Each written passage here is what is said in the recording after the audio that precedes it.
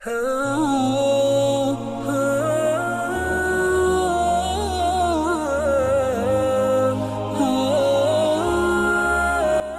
वालेकुम। एक और वजीफ़ा है 12 रबी अव्वल का आपके लिए लेकर आए हूँ।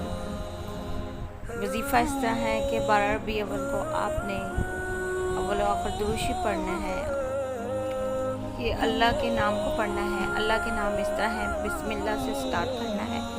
या अल्लाह या रहमान या गफूर या रहीम या हनान या मनान या दयान या सुबहान।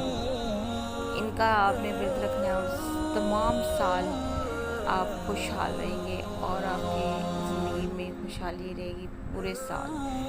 और इसके स्टार्ट में और आखिर में दुरूद शरीफ लाज़मी पढ़ा है 11-11 बार। ये 12 रबी अव्वल का वजीफ़ा है। आप किसी टाइम पे भी कर सकते हैं पूरे दिन में। और मुझे दुआओं में याद रखिए और मेरे चैनल को सब्सक्राइब कर दें और